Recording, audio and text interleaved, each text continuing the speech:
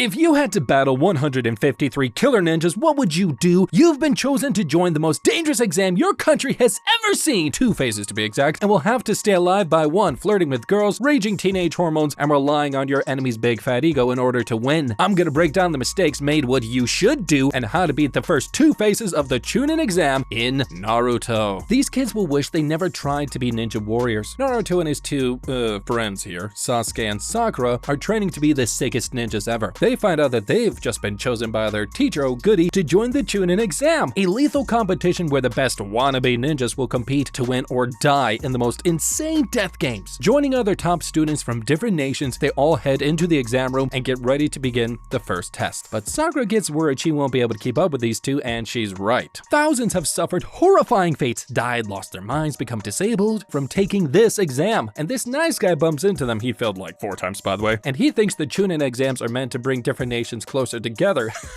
That's funny. He's wrong, but he warns them of the future killers they're about to face. Naruto doesn't think much and says he's gonna kick everybody's ass, because that's what he likes to do. Making enemies right before they even start. Nice job. This guy comes in and announces the first test of the CHUNIN exam is about to begin, stating the rules of the first test. Everyone gets 10 points. The test has 10 problems worth 1 point each, and they will lose 1 point if they get a question wrong. If they are caught cheating, they will lose 2 points each, and everyone in each of the groups must pass together or they all fail. They look around and see that they're being watched. If anyone misbehaves or gets caught, they will get kicked out, and anyone that gets 0 points will fail automatically. The 153 candidates begin. The first exam starts. 1 hour time limit, and everybody is freaking out, like Smarty Pants Sakura over here, cause her brains can't cover for Naruto this time. But this test is nothing like they've ever seen, and they realize no one can solve any of this. And that's when Sakura figures out what's really going on. A test that no one can do means that most will try and cheat, and wonders if this is part of the real test. Naruto tries to not panic, while Sasuke nearby figures out the same thing in a matter of seconds and realizes that this is a test within a test. They must collect information using all of the ninja techniques that they've learned, deception and concealment techniques, while not getting caught, just like real ninjas. This means someone in here must know the real answers. He starts looking around for him. Meanwhile, everyone else quickly start using all of their best skills, using animals, hearing the stroke system of their pencil to figure out what's being written, using power of communication bugs to help them and their team beat this test. Except Naruto, however, keeps freaking his boobs off because he knows if he doesn't pass this test, he will never become the strongest ninja on earth and will never become the Hokage of this village. But then this girl, this angel of a human being next to him, Hinata, she loves him by the way, offers to show him her work. And that's when a knife slices past his face. A student right behind him has been disqualified, freaking Naruto out, and he refuses the girl's help, not wanting to get caught. And just then, students start dropping like flies as only the cunning survive. Another one of the students gets caught and is then beaten up by the teachers for cheating. No mercy here. Okay, Naruto is acting so dumb, but he could have predicted all of this. I mean, let me explain. His powers are to change forms and clone himself, but if that was the case, then it doesn't make sense how he just acted like he did right now. He is prepared to do whatever it takes to win. We know it. This guy is more obsessed about being a ninja, about being a Hokage than anybody here. And yet, he's stupid. Ninja school is about becoming ninjas, and ninjas are sneaky. And this means he should have predicted that this school would have tried to one-up them every chance they get, and should have assumed to be sneaky 24/7. I know it's not his natural headspace and not his natural MO, but these guys had a heads up about when and where the exam would take place 5 days ago, okay? If I was him, I would have cloned myself and switched my identity with one of the examiners or teachers in order to get more information about the test. Because we all know Naruto can change himself to look like different people, so why doesn't he do that and head on over and try to learn more about the test in advance? Because doing a test that will determine whether or not you pass or fail at the one job you really want, as bad as Naruto does, makes him not preparing or doing whatever he can to win for this even more shocking. He has the ability to figure this out. He just needed to use 2 brain cells to do it. 20 minutes left of the test. Students start rushing to figure out all of the answers before they all fail, and the teacher finally gives them the final question for this test, but something is off. He states the rules for the final question. If they choose to answer, 2 horrifying things will happen if they fail. 1, them and their teammates will immediately be disqualified from this test, and 2, they will never be able to take the CHUNIN exams ever again. Or they can quit the test early right now and try again next year. And then the weak students play it safe, leaving only the toughest badasses in the room, except 1, or so they think. These 2 wonder what teammate Naruto is gonna do, and since there's no way that he can pass the test, and that's when he puts his hand up and shocks them all that he's given up, but then he slams it it on the table with confidence, saying that he will become the ultimate ninja, the Hokage no matter what, even if he fails, and he will never quit. Thinking like a winner, his confidence inspires the rest of the students to stay, impressing the teacher. But then he reveals that their decision to stay behind, despite the huge risks for them and their teammate, was actually the final test, and they've all passed. And then Naruto so quickly leaves his body because then he realized, oh, thank the good Lord, I didn't actually have to do this test, and he learned that being brave and confident is what being a Chunin leader is all about. So then they want to celebrate, but then suddenly another teacher swings in, and she will be taking care of their second exam, but warns more than half of them will die by the end of the next test in the Forest of Death.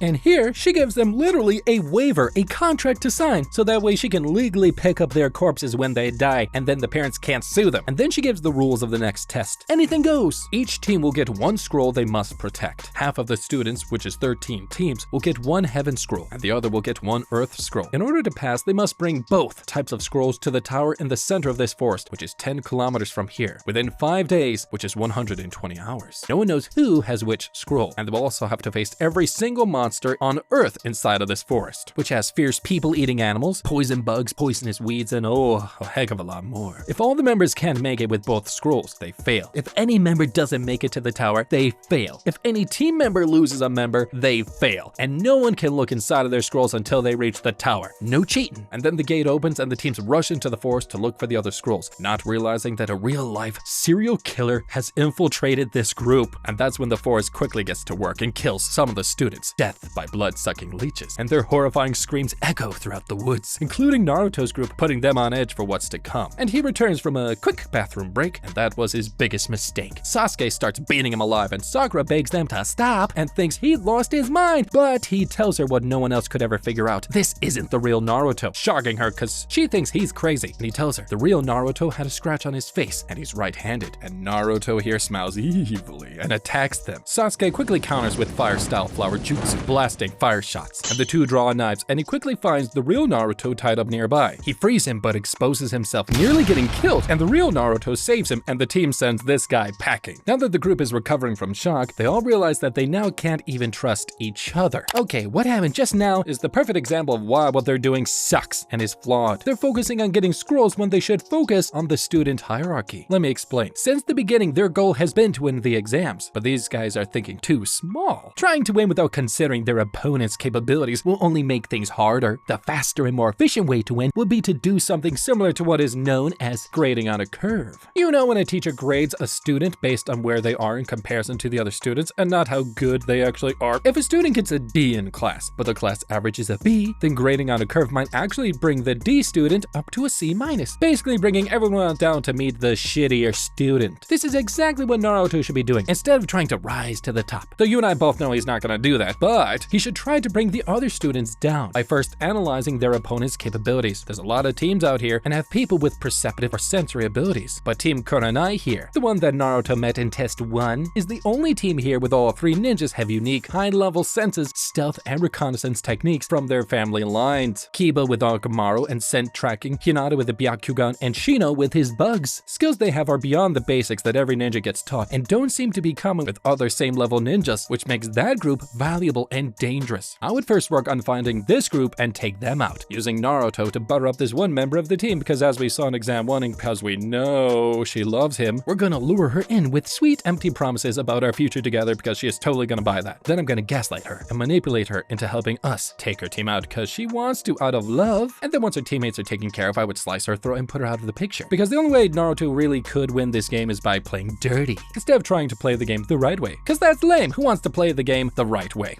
Haha, not me. Sasuke then hears something sinister nearby, unaware that he's about to meet a real-life serial killer. He comes up with a game plan and makes up a secret long-ass password for the group to use just in case. Yeah, it works great. It's a password though that might just save their life within the next 1 minute. Back outside of the forest, the exam instructor, Anko, discovers something that turns her face white, and she finds that 3 students have been killed by an actual professional killer, but notices their faces have been stolen, meaning the killer is actually posing as a student. She tells her men to warn Lord Hokage about this and send in soldiers to stop this as soon as possible, and she heads in to try and save her other students. Back inside, the gang repeats the password for safety, and Sakura rattles it off confidently, but Naruto says he's already forgot, which pisses Sasuke off, because understandably, but that's when they sense trouble and take cover for a second, before coming back out from the bushes, and Sakura gives Sasuke the password, proving she's not a fake, and Naruto returns and also remembers their password, which horrifies horrifies Sasuke to the bone because the real Naruto would never remember the real password. And that's how they figured out this Naruto's fake and has revealed himself and transforms into this evil person. Sasuke mentions he could sense they were being watched, so he came up with a long-ass password on purpose to try and catch them out. However, they wonder where the real Naruto is. This enemy tells them something that shouldn't be possible. He wants the scroll that they have and declares that he has an earth scroll and swallows it right in front of them. And then he suddenly stops them from moving with something they've never felt before: paralyzing fear. These two sense or thirst for actual human blood and have no idea what the hell is going on. Wondering who this person is, Sakura notices more bad news. Sasuke, now in shock, his ninja senses are telling him this enemy is death. Desperately trying to reach for his knife, he's able to do what he has to do and wipes out the fear with pain, and the two manage to barely escape. Okay, well, it might seem like we're screwed. I would use some tactics from a famous old farty Chinese book and combine it with our raging teenage hormones. Let me explain. Sasuke freaking out right now to this level means this person, even though we don't know who it is super evil. And since we don't know the full capabilities of this person and we're teenagers, it means we're already at a disadvantage thanks to a 2,500-year-old military tactic written work. And it basically says if you don't know the enemy but know yourself, your chances of winning are about 50-50. But if you don't know the enemy and don't even know yourself, you're screwed. Not only do we not know who this enemy is, and even if we were sick badass ninjas, we are still snotty-nosed teenagers raging with hormones. And since when do teenagers even know themselves? Just saying. Which makes our disadvantage here times 2. If I was them, I would run away, but I'd do it in style. I'd announce out loud that I have the scrolls while hauling ass, and I would definitely notice any straggler students nearby that would be attracted to our location, which I could then use them as shields of meat and a source of distraction that could slow down the enemy while giving us a chance to gain further ground. In worst case, if I'm Sasuke and I know Sakura loves me, I would let her take one for the team and use her as my own shield of meat to stop this enemy so that I can get away, because teammates help each other out. Thanks, Sakura. You're the best. Naruto tries looking for his teammates but gets brutally eaten by this wild snake, about to be digested by flesh-eating acid. He realizes that he hasn't settled his shit with Sasuke, and if he dies, they won't know who the better ninja is, and this pisses him off and forces him up, whipping out some shadow clone jutsu, and he bursts out of the snake's stomach and runs off to go find his friends, heading straight towards Sasuke. He tries to think clearly and figures out how to escape. Sakura sees Sasuke horrified for the first time and realizes they're screwed. This snake shows up behind them and strikes, and they see something even more horrifying pop out of its body: the killer. He charges at Sasuke and is about to kill him, but is stopped by Naruto. Announcing he's returned, he tells Sasuke that he forgot the ninja password. Whoops. Sasuke begs Naruto to run because this chick will kill them all, but Naruto says, nah, ballers gotta play. I love this guy. The killer gives them one chance to escape with their lives. If they hand over their scroll to her, they will all live. Knowing they can't defeat him, Sasuke actually tosses over their scroll, but is intercepted by Naruto, and he punches Sasuke for being such a scaredy cat, calling Sasuke an imposter, and is not the man that Naruto knows, because this time he knows what Sasuke doesn't. This killer will never let them leave alive. And the killer smiles and tells them he's right.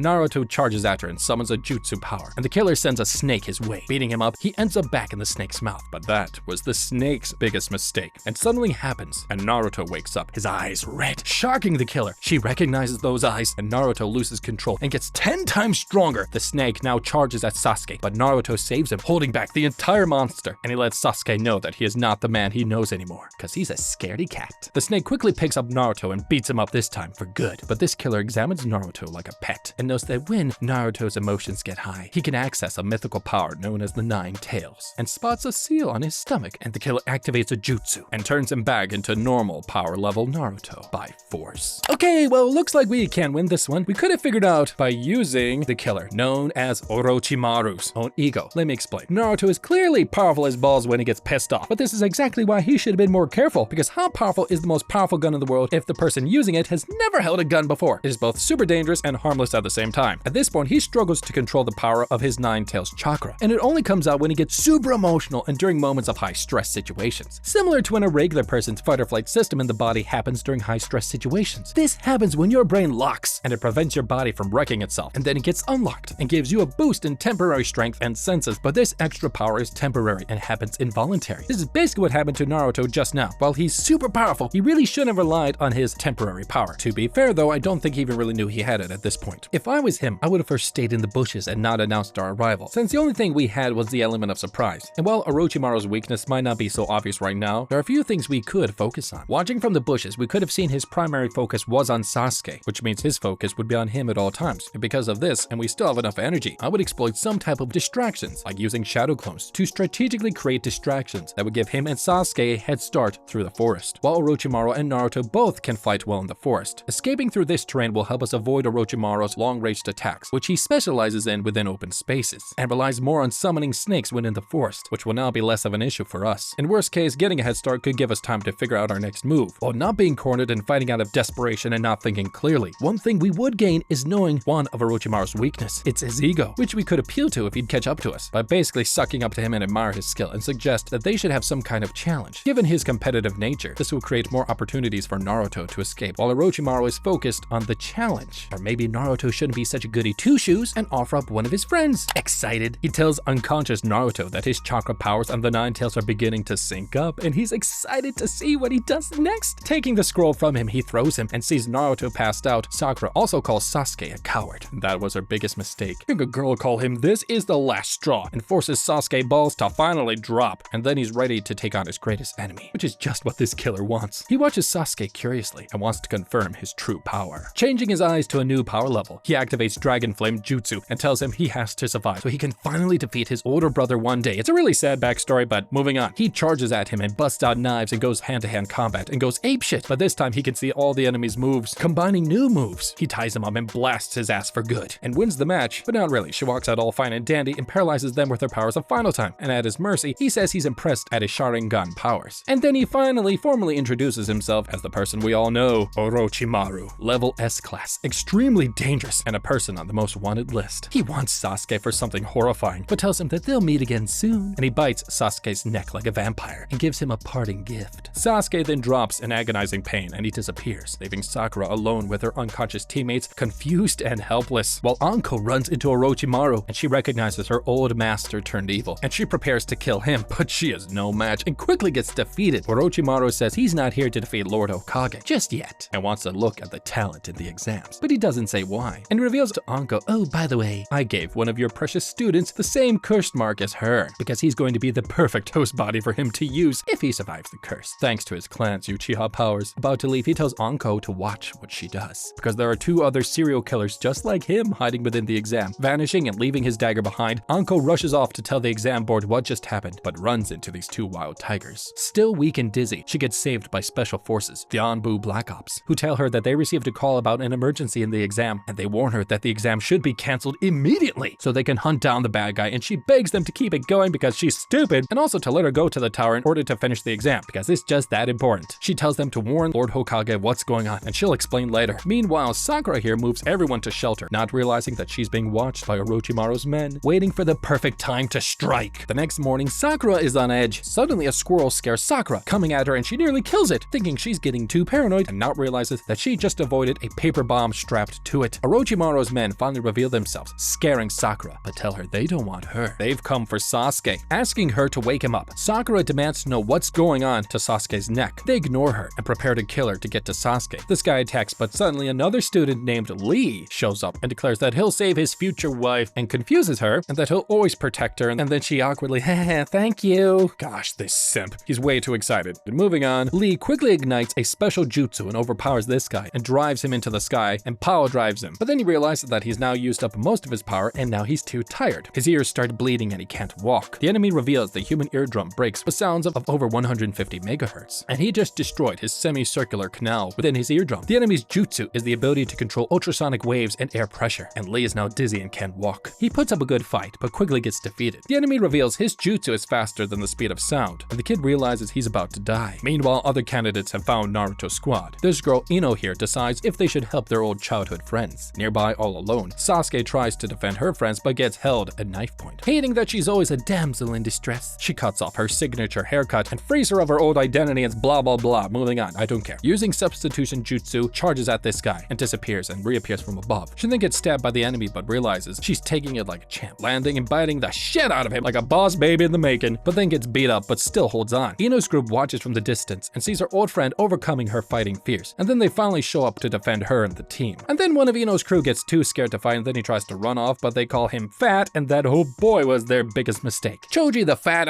big-boned boy, is about to let these bad guys know what's up. He combines expansion jutsu leaf-style taijutsu and morphs into a huge human meatball, holy smokes, and charges at him and slams on him. While the others tag team, one guy uses shadow paralysis jutsu, and Ino minds control this guy, threatening to kill her if they don't go away. But the bad guys attack their own teammate and shocks Ino's team. They reveal their goal isn't to win this game. It isn't to get the scrolls, it's Sasuke. They want him. And they realize there's no way they can beat them and they're out of ideas. But that's when Lee's teammates show shows up, way more hard and way tougher and way more badass. But it's too late. Sasuke's body starts emitting smoke and he wakes up just like that and freaks everyone out and realizes something is horrifyingly wrong with him. It's the curse marks. He tells Sakura to not worry and approaches Orochimaru's team. Realizing his chakras are too powerful, this guy tries to attack. The others tell him to stop, but Sasuke pins him down and breaks his arm and smiles and uses fire jutsu, shocking even Sakura at the monster he's becoming. Aiming for the last bad guy, he tries to kill him, but Sakura stops him last minute and transforms him back to normal. The bad guy bows to Sasuke and gives him their scroll and says that he's too strong, telling him he must report back to his boss, but promises next time he'll defeat him. And he reveals they don't know who Orochimaru is and they were just following orders. And they don't even know why their boss didn't kill him or leave the curse mark. So the gang reunites and Naruto wakes up and they fill him in on what just happened. But no one realizes that the others have already broken the test record and have finished it in 4 hours earlier than the previous record. They rest for 2 days and after, with less than 1 day left, they think most of the students have already passed. And Naruto suspects that they should open the ninja scroll, but this stranger stops them out of nowhere. This classes guy, but he's not an enemy and he's already has enough scrolls to pass. And reveals he's on the way to the tower and they can tag along if they want, but warns them that the last few students are waiting around the tower to catch people who have already have both scrolls, and they need to watch out for traps, and they should approach the tower slow and sneaky and hidden. But they quickly realize they've gone in circles, and someone must be using genjutsu on them, and that's when they suddenly sense enemies are approaching them. Naruto tries to attack them, but he can't touch them. Confused if they are clones that can harm them or just illusions, Sasuke realizes he's too weak to help, thanks to his neck mark. The enemies approach them and ask for the scrolls, and the group quickly tries to figure out where the real enemy is hiding. Okay, I know, it seems like they're screwed. They could have beaten these guys by relying on the village's political instability. Seriously, let me explain. This would have been a much better approach, and it goes to show how important it is to learn information about the enemy before the tests really begin. It's noted from the looks of this ninja, there are certain kinds of ninjas that are known for their dark pasts, and you should notice that he used a very specific hand seal before using his powerful technique, and this indicates some type of vulnerability during the preparation phase, which we can use. If I was Naruto here, and since I'm still full of energy, I would have relied on more clone jutsu and split them into 2 teams, one to engage this dude and the other to fall back to go on top of the trees and get a bigger view of the area and to spot any extra important pieces of information, and also to provide better recon on this ninja's techniques and any potential weakness they might have. This would have also given us a buffer and more time to coordinate with mine and Sasuke's attacks by potentially combining our powers with Sasuke's fire-based jutsu, creating a rapid-fire, more powerful and unpredictable attacks. Focusing on the leader of the group the moment they spotted him would have also helped, because by neutralizing him, it would have disrupted this group's coordination, especially because Sasuke could have also used his powers to analyze the ninja's movements and spotted weaknesses to relate to the team on the fly. Naruto comes up with a plan, and he clones himself again and leads the gang to fight with the last of their strength till morning. Now they're getting too exhausted, and they collapse, and the enemy finally comes out. But that's when the gang appears behind them. It makes the enemy realize they've been set up, and Naruto used his clone power to also clone his teammates. Full of energy now and ready to attack, Naruto punches this bad guy. But this bad guy does a reverse Uno, and the group realizes the real bad guys are still fake. Shit! And the real enemy jumps from behind, making Sasuke realize their power. They're using Earth-style jutsu and attack from behind their clones, and this is how they are physically harming them with their clones. Figuring this out, they quickly disarm the bad guy and win the deathmatch. But Sasuke starts to sense that this glasses guy is helping them out for no reason and is kind of suspicious. Reaching the tower, he wishes them well and heads into a separate door and reports to someone that he has analyzed and followed a report on Naruto's powers. Now they know his and Sasuke's strength and weaknesses and reports it to his boss, Orochimaru. And Naruto's team reaches and gets congratulated on passing the second exam. They become one of 78 test takers left alive, and makes Naruto one step closer to reaching his epic dreams of becoming the ultimate ninja and Hokage of the Hidden Leaf Village. But what do you think about the video? Don't forget to like, subscribe, and leave a comment down below. And as always, don't forget to check out our How to Beat playlist.